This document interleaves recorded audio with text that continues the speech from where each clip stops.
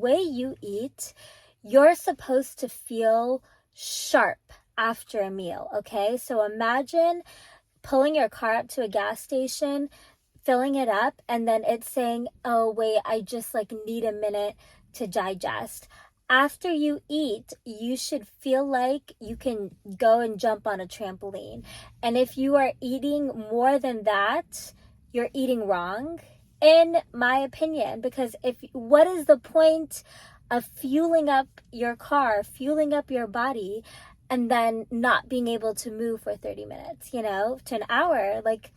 We have this idea that we're supposed to eat in a way that we need to sit and digest afterwards. When we're kids, we know how we're supposed to eat, okay? And we get all messed up when our parents force us to finish our plate and things like that. Naturally, you can trust your hunger signals. It's only when you start accumulating all this information and all over social media, everywhere, you can't get away from someone telling you how you're supposed to eat.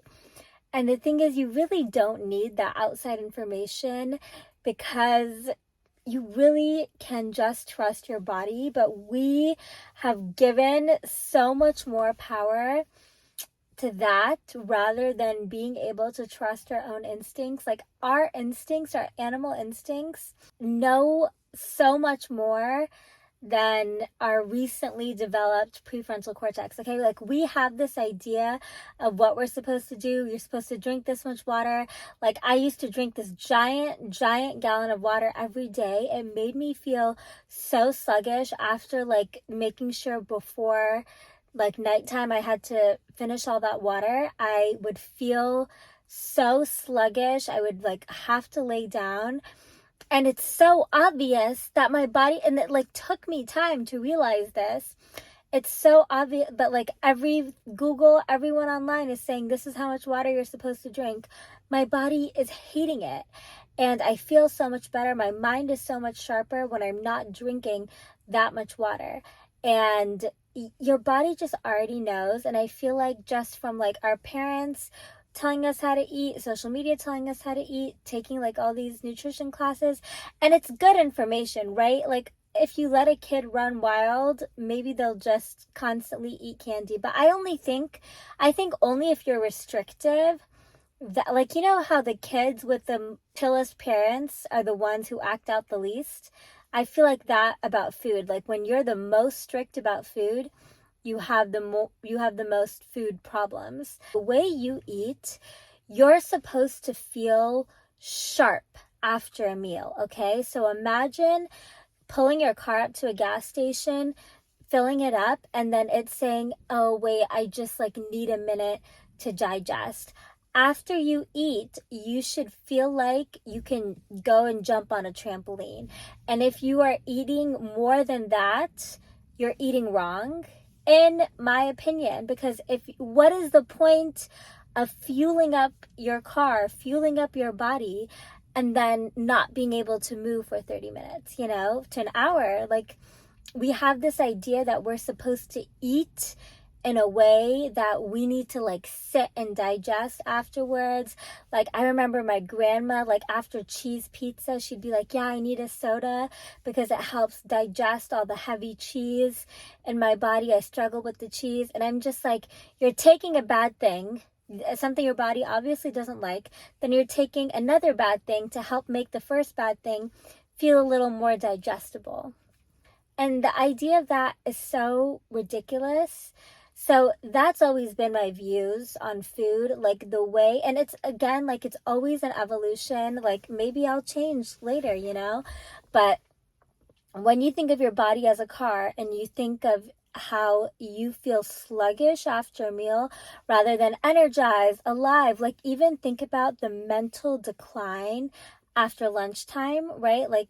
If you, whatever, 12 o'clock, 3 o'clock, you suddenly feel sluggish.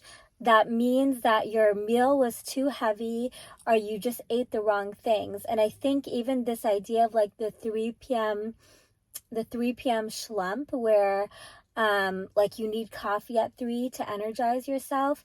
Usually you just need water. Like I find if I need like a 3 p.m. coffee, it's just because I'm dehydrated. So you have to play around with your diet, but if you start changing your eating mentality rather than, oh God, like I've got to unbutton my pants after I eat, and like I gotta sit down, like very like Thanksgiving dinner type mentality, and that's how you feel after every meal, how much of your life, number one, you lose life already in like eating, and number two, then you have to like take the time to digest the food because you ate too much, because you didn't eat the right thing, and like sugar crashes. That's why I'm really big on oatmeal. I love oatmeal. I love slow releasing carbs, slow releasing energy, and avoiding like sugar spikes. Like at 3 p.m. is when people reach for the coffee, they reach for the candy bar, because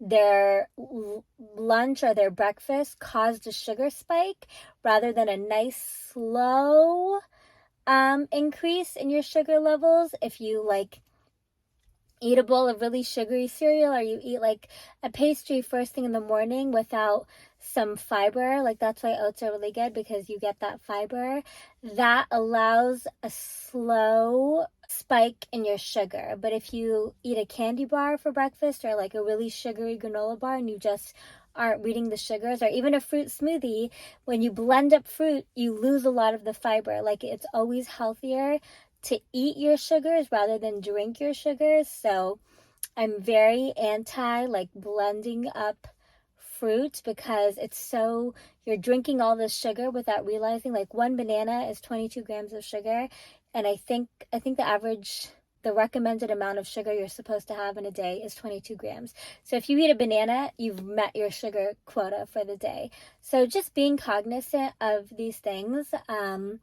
But yeah, if you're someone who has like the 3 p.m. slump, take a hard look at your breakfast and lunch, and like calculate the grams of sugar, calculate the fiber, protein, all of that, because you really can fix your energy levels, sustain energy levels through just making tweaks in your diet. And I don't know, like even if your mind, it's not even just your body feeling sluggish after a meal, if your mind feels sluggish after a meal, that's also a car that you just filled gas that isn't working, right? Like that means you ate the wrong meal, or you ate too much. Because if your mind also doesn't feel sharp after eating, then like what's the point? Do you guys know what I'm saying? Food is just enough so that you can go and like, enjoy it. Find joy in everything. Make a meal that's so beautiful for you and enjoyable for you. I'm not saying it shouldn't just be like tray of food and then gotta go. Make it enjoyable, but just be cognizant of your hunger signals. Because I had a friend, I think freshman year of college, and then I also had a friend freshman year of college, who like developed type 2 diabetes from their diet. And it's probably just because like sugar spike after sugar spike. You'd want to avoid spiking your sugar levels.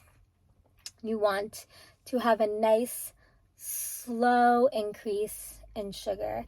And but yeah, and then that first one freshman year, we were talking, and I don't know how the conversation came up, but she's like, I can't remember the last time I felt hungry. And you guys, I don't know what it is. I feel like American culture just really has this thing that it's bad to be hungry, to have the feeling of hunger. You should feel hungry before you eat. You should not be eating to avoid hunger. Wait for hunger before you reach for food. And like if you need to pack food or keep like a really healthy snack to go, do that. I have very few granola bar brands that I like. Don't spike your sugar. Hunger is not a bad thing. And my dad's side is really religious, so I was like raised Muslim. So actually my dad never let me or my little brother fast. It's like a thing, like Ramadan, once a year you fast for 30 days. My dad actually never, he actually always hated the practice. He thought it was ridiculous to like make kids go from sunrise to sundown, no food. So, but I would do it just to fit in with my cousins. Like my dad didn't like it when me and my brother and I did it, but I felt weird being the only one not doing it. So I do it every once in a while to fit in with my cousins. But I really think there's something to be said about fasting, because it teaches you that the world isn't going to end if you get a little hungry. I think there's this huge fear of like hunger in Western culture. You guys, being hungry is not a bad thing. It's a sign that your hunger signals are working. If you can't think of the last time you felt hungry, that's very concerning, because that means you can't read your signals, and you really want to be able to trust your stomach and trust when you actually need food, you know? Don't eat. It's like, imagine filling your car up with like 3 tankfuls of gas, saying, oh, I don't know what I'm gonna need gas next, so let me just fill it all up now. It doesn't work like that. You really should wait until you're hungry before you eat. And there's so many practices, like whatever the required 2,000 calories per day, recommended by doctors, this much water per day. Just trust your body. Like, it changes as you go through different phases of your life. If you're really active in a phase of your life, you might need to raise your calories. If you're really sedentary, you might need to lower. So it changes. I really think we've given up on trusting our bodies, and instead are like trusting all of this data that's just supposed to work as a blanket statement for everyone. And it just doesn't work like that. It really is fine-tuned person to person. And if you just take the time to listen, you can figure out what works for you and what doesn't. But yeah, don't be afraid of the feeling of hunger. And if you're someone who's like struggling to lose weight or struggling with your eating habits, I really, like, whatever, check with a doctor first. I feel like you have to like say that all the time. But yeah, because you never know what conditions people have. I don't like to eat after 4:30. I sleep around 8:39, so I don't like to eat like 4 or 5 hours before bed. I'll do like a sparkling water, but that's it. And I go to sleep feeling a little hungry. And that is not like, oh my God, emergency. It's like, okay, I'm going to bed. I'm not, doing any high levels of activity right now. If I have a long evening ahead of me, if I know I'm going to be out until like midnight, 2 a.m., then I will, probably eat a little later, because I know my activity is going to go up. So you can't make all these rules. Can't ever operate in life with like these blanket statements, right? Life is a fine game, and you have to play it finely. So you have to be able to read a situation and take actions. But there's also discipline too. So it really is just like reading the situation. But if you were raised in like a household where you were forced to finish your plate even though you were full, that really messes with your hunger signals. And if you feel like you're struggling with weight, if you're struggling with eating, just when something is wrong in the machine, the first thing you do is stop putting stuff in the machine. You just bring the machine to a stop, right? You don't keep like putting food in and hoping it'll figure itself out. So I'm really big on just doing a half day fast. I think a full day can be aggressive for a lot of people, but that allows you to reset your body and allows you to realize that like the feeling of hunger isn't the end of the world. It's not this like scary, dangerous thing when you're just gonna like collapse. If you don't have any medical conditions, like check with a doctor, whatever. But yeah, the first thing you want to do is bring the system to a stop so you can kind of recalibrate. And if you just change the way you eat to make it feel like, okay, after I eat, my body, if I feel sluggish, that means I ate the wrong things or I ate too much. If my mind feels sluggish, I ate the wrong things or I ate too much. Like, it's just such a thing that like, oh, after lunchtime, I'm not productive at all. Like my mind just declines. What is the point of eating if your mind just takes a sharp decline afterwards? So play around with your food, study your food, like take time to really figure out what you're eating, and don't trust anyone blindly, okay? Don't take any statistics at face value. Try them out, see how your body likes them. Like, right, I remember being younger and like everyone who had my dream body was vegan. It was a huge thing to just be vegan, and that was how you got your dream body. But I tried being vegan and I gained so much weight because I wasn't eating enough protein. So I was just eating carbs and fat, and plant sources of protein just weren't working for me. And I was feeling sluggish. I was feeling lethargic. I like felt useless after 3 p.m. without like a giant nap. But everyone everywhere talks about how good veganism is for you. It didn't work for me. And that's why I just don't believe in taking things at face value. Try it out. Try it. It usually takes like 5 to 7 days to really see if something's working for you. For some people, if you feel like your system is really insensitive and you can't hear your stomach, you can't hear your body the way you can as a kid, it takes time to be able to kind of read yourself. But even just like after a meal, you don't have to like do all this food journaling and all of that. Just like ask yourself, how am I feeling after that meal? Do I feel like I need to lay down? Do I feel energized? Do I feel like a car that's ready to go mentally, physically? Do I feel like I could go jump on a trampoline and enjoy myself after this meal? And if the answer is no, try something else. So yeah, even like Oppenheimer, he, was really careful about his food. I don't know if that was like unhealthy, but his mind was very, very sharp, right? There's something to be said, because if you're constantly putting junk in your system, your mind doesn't feel as sharp, you feel sluggish. And just take that into account. Your body should feel like it's functioning and refueled, but not sluggish. If it's sluggish, you're doing something wrong.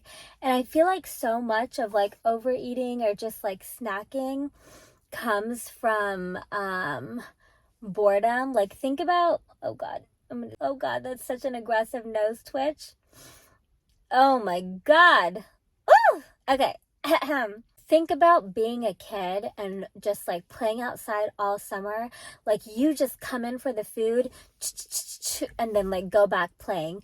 Like you don't eat to the point where you feel lethargic. As a kid, to eat enough that you can just like keep doing what you want to do, but like your parents will force you to finish your plate and all this stuff. So that's what life is supposed to feel like. Like I feel like when you're doing something you really, really love, when you're in like a state of flow, or when you like first fall in love, like when you're like in the beginning stages of like relationship and like you're just so in love, you don't care about food, you don't care about sleep, you don't care about those things. Like think about as a kid when you're just playing outside all day in the summer, like you think about that and you're like, oh my God, how was I not exhausted? But like as a kid, if your parents have to like force you to come inside and eat dinner, like you don't even care about food as a kid, you don't care about sleep. But like if you could play outside or sleep, you would play outside. You know what I mean? So when you kind of design your life like that, all the stacking, all the need of like turning to food to feel something kind of disappears. So just designing your life where it's fun and you feel like you're using your mind, you're using your body, you're in this state of flow where like, okay, I've got to eat so I can just keep playing. I've got to eat so I can just keep doing what I love to do.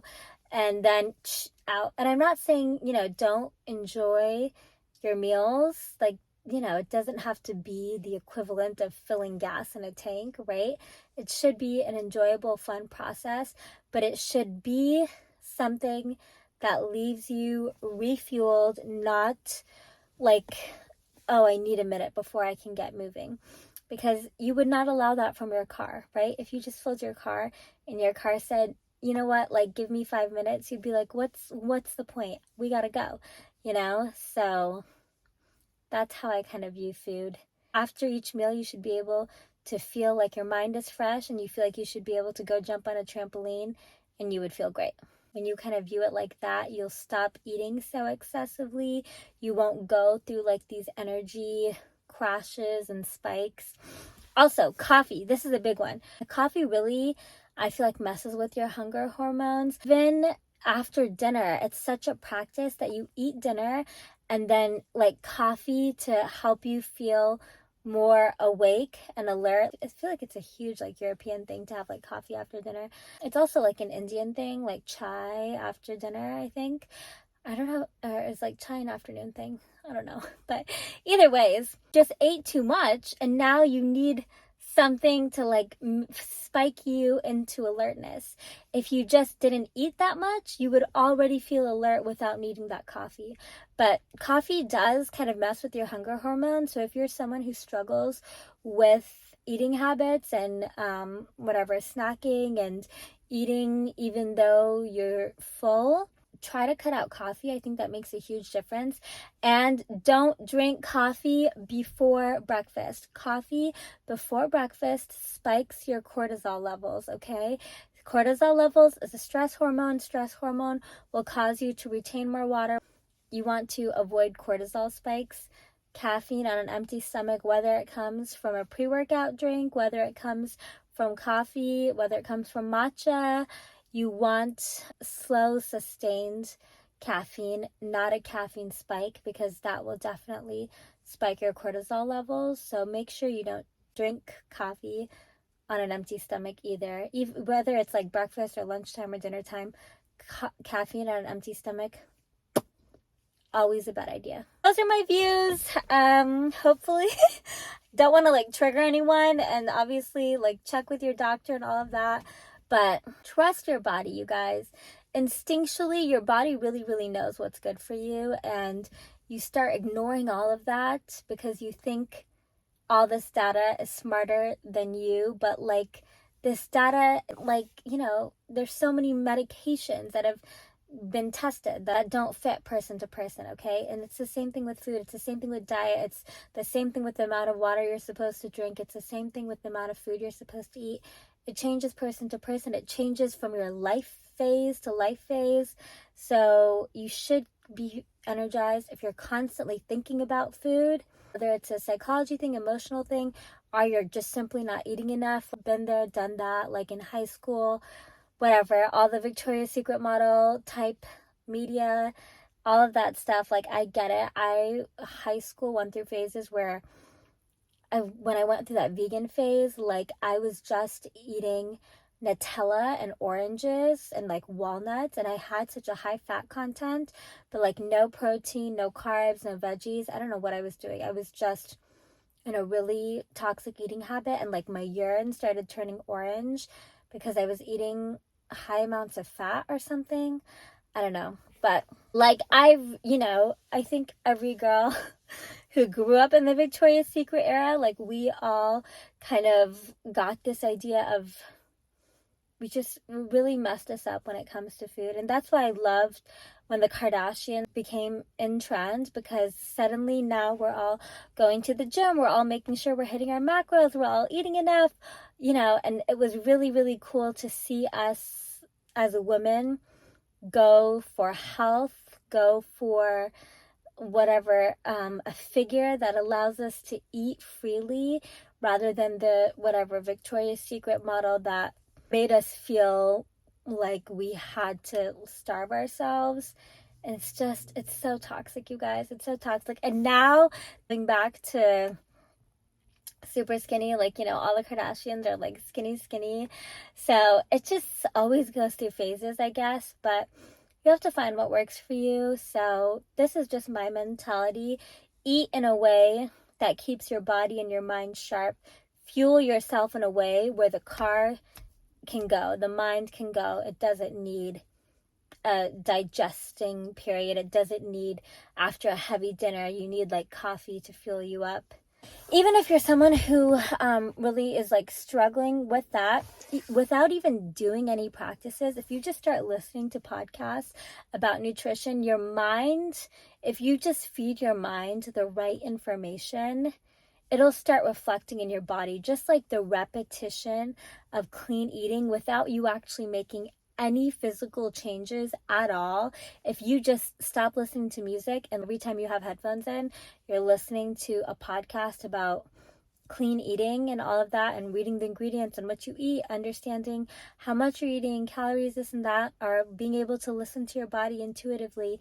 If you just mentally consume that content, after a few months, it will start reflecting in your physical habits. You will just unconsciously start making changes, and it won't feel like this forceful, willful process. Anyone who's struggling, I always say, like, whenever I'm going through a phase where I'm having like unhealthy sugar cravings, I don't like try to fight and struggle against that. I'll like, enjoy myself. You also get one life. You want to enjoy yourself, but you don't want to lose so much of your life eating and then having to digest all of it. Like, how exhausting that it's this process, you know what I mean? Yeah, when I'm going through the sugar craving things, I'll just start listening to the harmful effects of high amounts of sugar. I'll just listen to like YouTube videos on that and, still indulge myself. But naturally, after consuming that information, I don't even want it anymore, because as soon as your body gets an understanding of why that's bad for you, it ages you a lot faster, blah, blah, blah. We don't need to go into the harmful effects of too much sugar, but as soon as you start listening to it, your body itself stops wanting to reach for it. So if you're someone who just is even struggling in that initial phase, you don't even need to take any action. Just change what you listen to and listen to nutrition, fitness oriented podcasts, YouTube videos, and it'll just naturally in a few months start to reflect in your habits without you having to kind of force yourself and make yourself miserable doing things that you don't want to do. Your body will naturally want to do it. Okay, we all grew up with these different ideas of how you're supposed to eat, and it can really mess us all up and make us think that we can't trust our own bodies. But you can. Sometimes you just need to clear out the system so you can hear all the bells and whistles that are alerting you. But like, if there's just so much sludge in the gears, you can't hear anything, Okay, love you.